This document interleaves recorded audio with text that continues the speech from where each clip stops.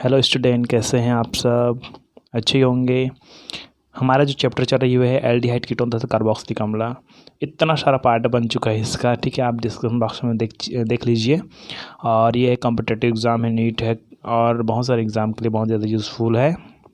BSc first year second year के भी लिए यूज़फुल है ये। और आज का जो टॉपिक है वो है एरोमेटिक एल्डिहाइड। देखिए, जब शुरुआत में मैंने आपको बताया था एल्डिहाइड और कीटोन, तो उसमें भी मैंने बताया था एरोमेटिक एल्डिहाइड बनाने के नियम, एल्डिहाइड के गुण, ये सब है ना। लेकिन अभी जो टॉपिक पढ़ रहे हैं वो पुस्तक के आधार पर पढ़ रहे हैं। पुस्तक में ये टॉपिक दिया गया है एरोमेटिक एल्डिहाइड, है ना। तो इसमें एरोमेटिक एल्डिहाइड पढ़ने का मुख्य उद्देश्य ये है कि हम एल्डिहाइड को पढ़ने वाले हैं। एल्डिहाइड के रासायनिक गुण, भौतिक गुण, ये सब पढ़ने वाले हैं। इसीलिए हम लोग पढ़ रहे हैं एरोमेटिक एल्डिहाइड। इसके जस्ट बाद आएगा एरोमेटिक कीटोन, है ना। और ये सब वीडियो मैंने पहले और अपलोड कर रखी है। एरोमेटिक एल्डिहाइड है, जिसका लिंक आपको डिस्क्रिप्शन बॉक्स में मिल जाएगा, है ना। तो इसका थोड़ा थोड़ा जानकारी देते हुए निकलते हैं, है ना। सबसे पहले बात करते हैं कि एरोमेटिक एल्डिहाइड है क्या। तो एरोमेटिक मतलब जो रिंग वाला है ना, एलिफेटिक और एरोमेटिक अध्याय के सबसे पहले में बताया गया था एलिफेटिक क्या है, एरोमेटिक क्या है। तो जहाँ पर रिंग वाला रहेगा वो आपका रहेगा एरोमेटिक रहेगा, है ना। और नॉर्मल एक लंबी श्रृंखला रहेगी वो क्या है आपका एलिफेटिक रहेगा। ओके, तो एरोमेटिक एल्डिहाइड, एल्डिहाइड का सूत्र क्या समझते हो आप? CHO। तो रिंग के साथ अगर CHO जुड़ा है मतलब ये क्या है आपका बेंजोएल्डिहाइड है, मतलब ये एरोमेटिक एल्डिहाइड है। ओके, तो एरोमेटिक एल्डिहाइड ये दो प्रकार के होते हैं। कितने प्रकार के होते हैं? दो प्रकार के। पहला, वे जिसमें एल्डिहाइड समूह सीधे ही एरोमेटिक रिंग से जुड़ा हुआ हो। कैसे? ये एरोमेटिक रिंग है माना जाए, है ना। और इसी रिंग से डायरेक्टली कौन जुड़ा है? CHO, एल्डिहाइड, एल्डिहाइड जुड़ा है। तो वे जिसमें एल्डिहाइड समूह है, CHO एल्डिहाइड समूह है, वो सीधा एरोमेटिक रिंग से जुड़ा था, ये डायरेक्टली रिंग से जुड़ा होता है। उसको बोलते हैं हम लोग एक प्रकार के एरोमेटिक एल्डिहाइड। और दूसरे प्रकार के एरोमेटिक एल्डिहाइड है वे है कि जिसमें एल्डिहाइड जो समूह है वहाँ डायरेक्टली रिंग से नहीं जुड़ा होता है। ध्यान समझिएगा, रिंग से नहीं जुड़ा हुआ होता है। ये रिंग हो गया और रिंग में क्या है अपने पास है CH2 है, मतलब एक हाइड्रोजन ऊपर एक हाइड्रोजन इस तरफ, CH2 है ये। और इसके साथ जुड़ा होता है आपका CHO, मतलब ये रिंग में नहीं जुड़ा है। CH एल्डिहाइड समूह है वो रिंग में ना जुड़कर इसमें जुड़ा हुआ है और ये रिंग में जुड़ा हुआ है। तो वे जिसमें एल्डिहाइड पार्श्व श्रृंखला से जुड़ा हो, है ना। इस तरह से दो प्रकार के एरोमेटिक एल्डिहाइड होते हैं। चलिए, तो सबसे पहले हम लोग चलते हैं बेंजोएल्डिहाइड। ये आपके पास बेंजोएल्डिहाइड, बेंजीन कार्बोलिन है ये, है ना। तो बेंजोएल्डिहाइड क्या है तो थोड़ा सा जानकारी देता हूँ मैं, है ना। ये वीडियो केवल ना आपको सामान्य ज्ञान के लिए बनाया गया है, क्योंकि पुस्तक में जो टॉपिक्स आ रही है उसी के आधार पर बनाया जा रहा है ना। ओके, तो बेंजोएल्डिहाइड, और ये आप प्रबोध के आधार पर ही हम लोग चढ़ रहे हैं, है ना। तो बेंजोएल्डिहाइड, तो सबसे पहले बात करते हैं कि ये सरलतम एरोमेटिक एल्डिहाइड है बेंजोएल्डिहाइड जी, ठीक है। और ये हमारे पास कड़वे बादाम में पाया जाता है। किसके रूप में? ये पाया जाता है आपका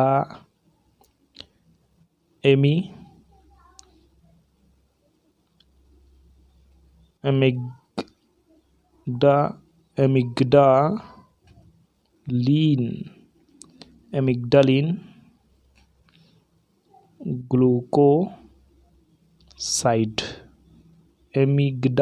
ग्लूकोसाइड के रूप में कड़वे बादाम में पाया जाता है। ये बेंजोएल्डिहाइड है ना।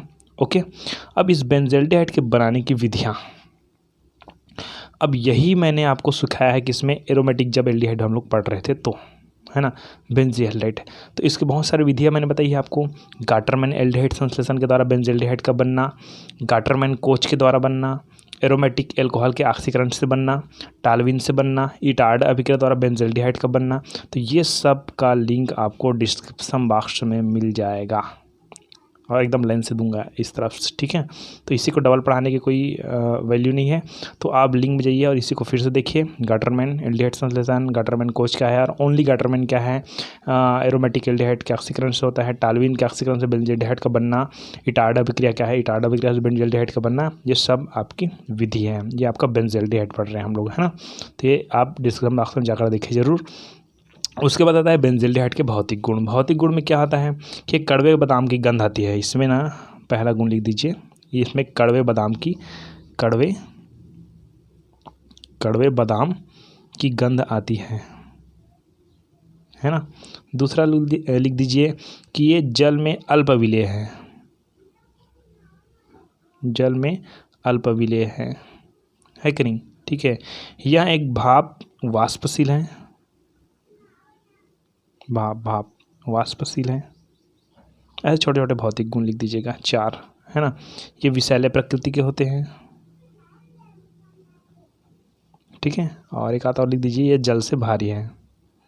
जल से भारी से घनत्व है लगभग 15 डिग्री सेल्सियस पर कितना होता है, 1.0504 इतना होता है। हो गया। तो मैं अधिकतर भौतिक गुण पढ़ाता नहीं, आपको पता है ना। सीधा हम लोग चलते हैं रासायनिक गुण में। मतलब क्या है, एल्डिहाइड क्या है, एल्डिहाइड के बनने की विधि बताइए। तो इसमें से किसी एक विधि को बता देना है, ठीक है। और इसके रासायनिक गुण में चलते हैं। तो सबसे पहले बात करते हैं हम लोग अपचायक गुण, है ना। तो बेंजल्डिहाइड, शुरुआत यहाँ से कर लेते हैं कि ये बेंजल्डिहाइड एक दुर्बल अपचायक है। एक क्या है, दुर्बल अपचायक है ना। और ये टालेन अभिक्रिया को अपचित कर, कौन से अभिकर्मक, टालेन अभिकर्मक मैंने बताया था आपको। टालेन अभिकर्मक आपको नहीं पता है तो आप टालेन अभिकर्मक में जाकर देखिए, ऑक्सीडेशन में जाकर देखिए। लेकिन यहाँ पर थोड़ा बताता हूँ। जैसे कि हमारे पास है, ये क्या है, ये है सिल्वर नाइट्रेट का अमोनियामय विलयन को हम लोग बोलते हैं टालेन अभिकर्मक। तो कैसे बनता है टालेन अभिकर्मक बताता हूँ। AgNO3 है ना, उस परख नली में, जिस परख नली में AgNO3 है उसमें NaOH डालते हैं, सोडियम हाइड्रोक्साइड डालते हैं, जिसके फलस्वरूप एक अवक्षेप बनता है Ag2O अवक्षेप बनता है। और उसमें हम लोग डाल देते हैं NH4OH अमोनियम हाइड्रोक्साइड। और इस सब के क्रिया के फलस्वरूप ये अवक्षेप जब तक इनके साथ घुल नहीं जाता है तब तक क्रिया चलती रहती है और बनता है वो, क्या बनता है वो, AgNH3 प्लस आयन के साथ। यही आपका कहलाता है टालेन अभिकर्मक। ओके, क्या कहलाता है, टालेन अभिकर्मक। अमोनियाकृत सिल्वर, अमोनियामय सिल्वर नाइट्रेट, क्लियर है। यही है आपका टालेन अभिकर्मक। ओके, चलिए अब यहाँ पर हम लोग बात करते हैं थोड़ा से कि अपचायक गुण। तो मैंने आपको बता दिया कि बेंजल्डिहाइड है वह एक दुर्बल अपचायक है और यहाँ टालेन अभिकर्मक को अपचित करके रजत दर्पण बनाता है। मतलब इसको रजत दर्पण परीक्षण मैंने आपको ऑक्सीडेशन में बताया है, उसको देख लीजिए, उसका भी लिंक आपको डिस्क्रिप्शन बॉक्स में मिल जाएगा, है ना। तो अपचायक गुण क्लियर करते हैं। तो देखिए रिएक्शन में C6H5CHO यह हो गया एल्डिहाइड, है ना, सॉरी बेंजल्डिहाइड। और यहाँ से प्राप्त हुआ है अपने को सिल्वर का ऑक्साइड प्राप्त हुआ है। यहाँ पर देखिए अमोनियाकृत है, टालेन अभिकर्मक क्या है, AgNO3 है, ठीक है। प्लस आयन इसका अगर कोई जुड़ेगा तो माइनस आयन जुड़ेगा, जैसे कि OH जुड़ सकता है माइनस के साथ। तो मैं इतने को लिख रहा हूँ, ठीक है ना। ये अपने पास है सिल्वर ऑक्साइड। ओके, तो ये क्या करता है आपका, ये जो ऑक्सीजन है, ठीक है, यहाँ इसको अपचयित कर रहा है। मतलब क्या है, Ag को अलग कर रहा है ऑक्सीजन से। ऑक्सीजन का मिलना मतलब ऑक्सीकरण, ऑक्सीजन का निकलना मतलब अपचयन एक प्रकार से, ठीक है। तो ये क्या होता है कि C6H5C, ये CH तो है अपने पास है और ये ऑक्सीजन और मिलता है, तो ये अपने पास, क्लियर है, ये अपचयित कर देता है ना। और सिल्वर को क्या कर देता है, अलग कर देता है। ओके, तो इस तरह से ये क्या करता है, अपचायक गुण प्रदर्शित करता है। कौन, बेंजल्डिहाइड। ओके, चलिए आगे आता है आपका ऑक्सीकरण। बेंजल्डिहाइड का ऑक्सीकरण, है ना। ऑक्सीकारक गुण नहीं बोल रहा हूँ, ऑक्सीकरण, ऑक्सीडेशन, है ना। तो बेंजल्डिहाइड है, बेंजल्डिहाइड को मैं पूरा डिटेल नहीं लिख रहा हूँ। बेंजल्डिहाइड को वायु में खुला छोड़ देते हैं ना, तो सुगमता से बेंजोइक अम्ल में ऑक्सीकृत हो जाती है। बेंजोइक अम्ल में क्या हो जाता है, ऑक्सीकृत। क्लियर है कि जब बेंजल्डिहाइड को वायु में खुला छोड़ दिया जाता है तो वहाँ बेंजोइक अम्ल, ये आपका क्या है, बेंजोइक अम्ल है, याद रखिएगा, ठीक है। बेंजोइक अम्ल में ऑक्सीकृत हो जाते हैं, इसे ही हम लोग बोलते हैं स्व ऑक्सीकरण,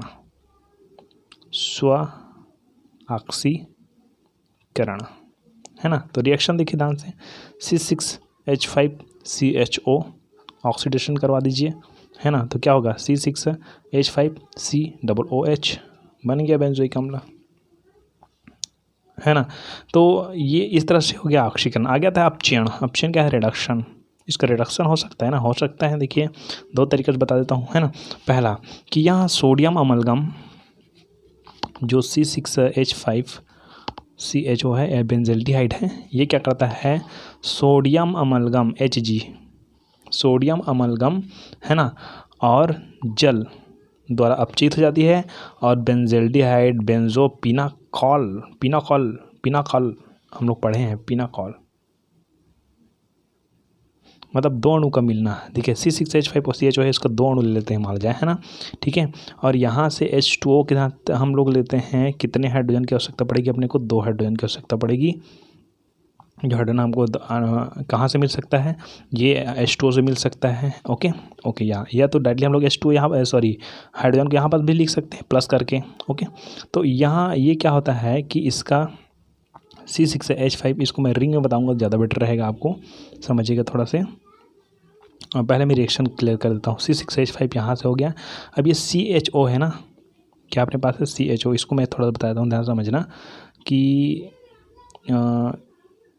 C सिंगल बॉन्ड हाइड्रोजन ऊपर में रहेगा।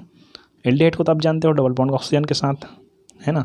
तो इसी तरह इसके दो अणु हैं ना, कितने अणु हैं? 2 अणु हैं, 2 अणु हैं। तो यहाँ पर ध्यान समझना थोड़ा से, मैं इसको रिंग में बना रहा हूँ। ये हो गया आपका C6H5, ये हो गया, रिंग बन गया। और क्या बचा? CHO, C double bond OH, ऐसे O को ऊपर लिखते हैं, कोई दिक्कत नहीं, है ना। और एक और रहेगा इसके पास,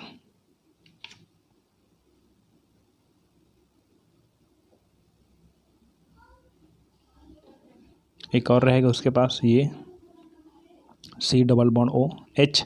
तो होगा क्या? जब इसको जुड़ना है तो इसको जब हाइड्रोजन मिलता है, हाइड्रोजन मिला है, तो हाइड्रोजन कहाँ पर अटैक करेगा? सबसे पहले बात करते हैं।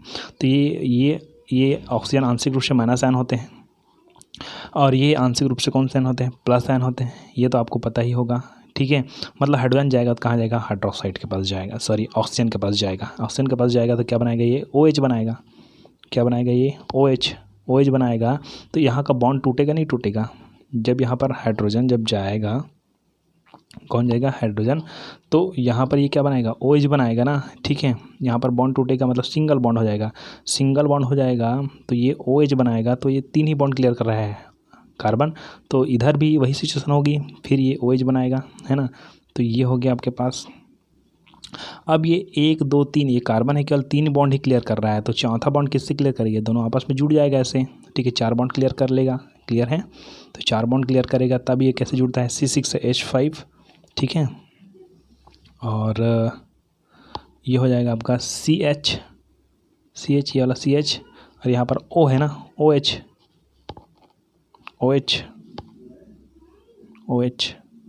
क्लियर है। और ये जुड़ेगा किसके साथ? फिर C6H5 CHOH, ऐसा बनेगा। चलिए आगे आता है आपका अमोनिया से क्रिया। अमोनिया से क्रिया का मतलब क्या होता है कि जो बेंजल्डिहाइड है, देखिए हमारे पास मैंने लिया 3 है बेंजल्डिहाइड, C6H5CHO, C6H5CHO और C6H5CHO मैंने ले लिया, ठीक है। और हमारे पास क्या है? अमोनिया से क्रिया है ना, NH3 है। NH3 यहाँ पर क्या होता है? CHO में C single bond hydrogen, double bond oxygen, तो 2 बॉन्ड है, मतलब 2 NH3 की आवश्यकता पड़ेगी, मतलब 2 NH3, ये हो गया ना। अब यहाँ पर देखिए हाइड्रोजन कितने हैं हमारे पास? 3 दूनी 6 हाइड्रोजन है अपने पास, 6 हाइड्रोजन है। और हमारे पास इस जगह को थोड़ा सा यहाँ लिख देता हूँ मैं, C6H5C डबल बॉन्ड OH, ऐसा है। C6H5C double bond OH, C6H5C double bond OH, ये है अपने पास। और अमोनियम अपने पास 2NH3 है ना, इसमें 6 हाइड्रोजन है अपने पास। 6 हाइड्रोजन है, मतलब 2 हाइड्रोजन मिलकर इस ऑक्सीजन के साथ, 2 हाइड्रोजन मिलकर इस ऑक्सीजन के साथ क्या बनाएगा? जल बनाएगा। उसी तरह फिर 2 हाइड्रोजन मिलकर इसके साथ, ये अलग साथ, फिर जल बनाएगा। उसी तरह फिर 2 हाइड्रोजन मिलकर इसके साथ क्या बनाएगा? जल बनाएगा। तो जल के कितने अणु बाहर होंगे? 3 अणु बाहर हो जाएंगे, है कि नहीं? 3 अणु बाहर हो जाएंगे। अब क्या बचा अपने पास? C6H5। यहाँ पर क्या है? यहाँ पर हाइड्रोजन पूरा निकल गया, पूरा हाइड्रोजन निकल गया। H3 है ना, H3 के बाद यहाँ पर 2 अणु और है, मतलब 3 दूनी 6 हाइड्रोजन थे, 6 हाइड्रोजन निकल गया, 2 हाइड्रोजन इसके साथ, 2 हाइड्रोजन इसके साथ, 2 हाइड्रोजन इसके साथ निकल गया। मतलब क्या बचा, यहाँ पर बचा C6H5CH, ओनली CH बचा। क्लियर है, CH। उसी तरह सेम सिचुएशन यहाँ पर भी बनेगा कि यहाँ पर बचेगा क्या, C6H5CH। क्लियर है, और क्या बचेगा, घेन और बचेगा C6H5CH। मतलब अभी यहाँ पर जो कार्बन है ना, यहाँ पर जो कार्बन है CH वाले कार्बन है, उसमें एक बॉन्ड तो हाइड्रोजन क्लियर कर रहा है, एक बॉन्ड ये C6H5 क्लियर कर रहा है, मतलब 2 बॉन्ड और आवश्यकता है, इसमें भी 2 बॉन्ड, इसमें भी 2 बॉन्ड, तो अब तीनों में 2-2 बॉन्ड की आवश्यकता पड़ेगी। और हमारे पास क्या है, नाइट्रोजन और है, ये भी याद रखें, नाइट्रोजन के 2 अणु। ठीक है, तो अब इसको कैसे करेंगे, इसको समझिएगा ध्यान से, है ना। यहाँ पर थोड़ा सा जगह कंट्रोल हो रही है। यहाँ C6H5CH ये पहला नंबर का हो गया, है ना। इस कार्बन को कितने बॉन्ड, हाइड्रोजन को ऊपर लिख देता हूँ मैं ऐसे, एक बॉन्ड इधर। चलो मैं अच्छी तरह समझाता हूँ, इसको क्लियर कर देता हूँ। C6H5C सिंगल बॉन्ड हाइड्रोजन, और सिंगल बॉन्ड इसका मतलब डबल बॉन्ड की आवश्यकता है इसको, पहले वाले को, है ना। दूसरे वाले को भी क्या है, C6H5CH डबल बॉन्ड, इसको भी आवश्यकता है। उसी तरह तीसरे वाले देखें तो मैं इधर से लिख रहा हूँ ना, C6H5C single bond hydrogen double bond को, इसको भी आवश्यकता है, ये भी डबल बॉन्ड की ज़रूरत पड़ेगी। अब हमारे पास है क्या, हमारे पास केवल नाइट्रोजन है 2, ओके। और नाइट्रोजन कितना बॉन्ड क्लियर करता है, 3 बॉन्ड, तो डबल बॉन्ड यहाँ से क्लियर कर लिया, ये अच्छी बात है, ये भी डबल बॉन्ड क्लियर कर लिया। अब सिंगल बॉन्ड इनसे क्लियर करेगा, तो ये कार्बन को कितने बॉन्ड, 2 बॉन्ड की आवश्यकता है अभी ना, तो एक बॉन्ड यहाँ से, एक बॉन्ड यहाँ से। अच्छी तरह से क्लियर हो गया होगा आपको, है ना। तो यह होगा आपका हाइड्रोबेंजामाइड, ये अमोनिया से क्रिया। क्लियर। चलिए 5वां नंबर का रिएक्शन आता है क्लोरीन के साथ क्रिया, बेंजल्डिहाइड के, है ना। तो ये सब मैं हिंट भर दे देता हूँ, आप लोग क्लियर कर लेंगे समीकरण को। C6H5CHO बेंजल्डिहाइड की क्रिया करवा देना है अपने को, क्लोरीन या कोई भी हाँ सॉरी, क्लोरीन के साथ क्रिया है तो क्लोरीन नहीं कराएंगे, है ना। अगर हैलोजन बोलता है तो किसी भी हैलोजन के बारे में बात करते हैं। एनिलीन के साथ क्रिया, एनिलीन के साथ क्रिया मतलब क्या है, अपने पास है एनिलीन ले लीजिएगा, है ना। C6H5CHO इनके क्रिया करवा देंगे आप लोग। H2N C6H5 गर्म करेंगे, ठीक है। जल निकलेगा बाहर, आप देख लीजिए जल कहाँ से बाहर निकलेगा, ये भी समझ जाइए आप लोग, ये ऑक्सीजन और ये हाइड्रोजन से बाहर निकलेगा, तो ये बनाएगा आपका H2O। ये फटाक से मैं बताया था, है ना। तो हमारे पास C6H5 C6H5 दोनों तरफ है कि नहीं है, और नाइट्रोजन भी बचा हुआ है, तो क्या जुड़ेगा आपका C6H5CH। इधर से 2 बॉन्ड की आवश्यकता है कार्बन को, ठीक है, 2 बॉन्ड की आवश्यकता है। इधर नाइट्रोजन को 3 बॉन्ड की आवश्यकता है, एक बॉन्ड तो यहाँ ले लिया, मतलब 2 बॉन्ड की आवश्यकता है, इसको भी है, मतलब ये C6H5 से जुड़ जाएगा, ठीक है ना। सिर्फ क्षारक है ये, बेंजिलिडीन एनिलीन है ये। क्लियर है, ओके। उसका 7वां नंबर में आता है आपका कैनेजारो अभिक्रिया। कैनेजारो अभिक्रिया मैंने आपको जस्ट पिछले वीडियो में बताया है, पिछले वीडियो में नहीं, बहुत पीछे वीडियो में बताया मैंने, है ना। तो कैनेजारो अभिक्रिया का लिंक डिस्क्रिप्शन बॉक्स में मिल जाएगा आपको।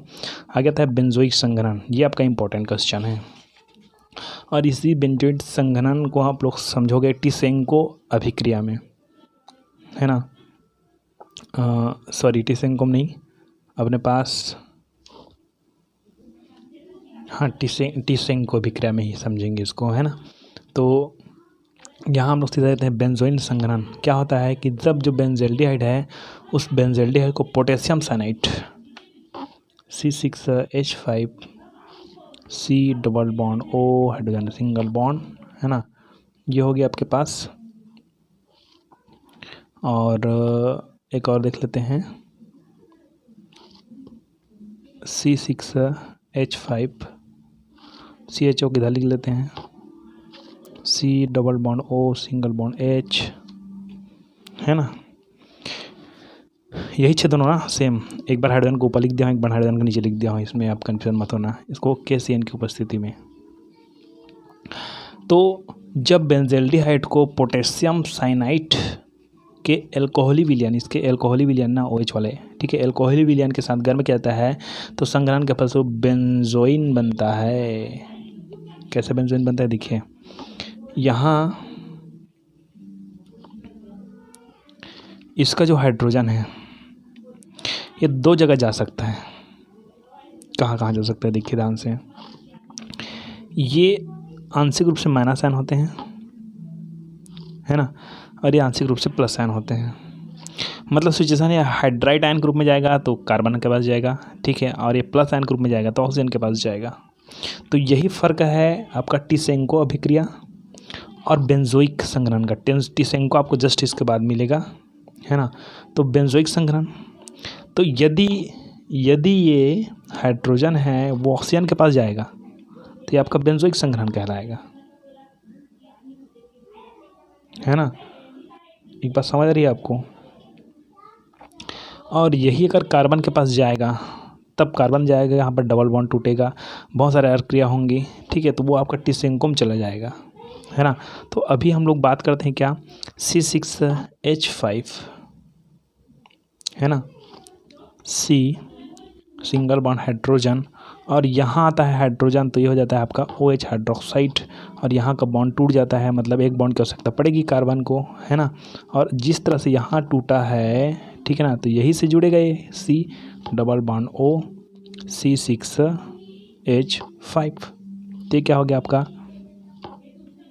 बेंजोइन। ये क्या बोल सकते इसको, देखिए हमारे पास ये डबल बॉन्ड O है, मतलब एक कार्बोनिल समूह यहाँ पास है। कार्बोनिल समूह से जुड़ा हुआ पहला कार्बन कौन सा कहलाता है आपका, अल्फा कार्बन कहलाता है। अल्फा कार्बन मतलब हाइड्रोजन जुड़ा है, मतलब ये हो जाएगा आपका अल्फा हाइड्रोक्सी कीटोन, क्योंकि ये कार्बोनिल समूह की इस तरफ दिख रहा है ना आपको, ठीक है, कीटोन है, एल्डिहाइड नहीं है ना। तो ये अल्फा हाइड्रोक्सी कीटोन बनेगा आपका, क्लियर है। तो इस तरह से हो गया आपका बेंजोइक संघनन, है ना।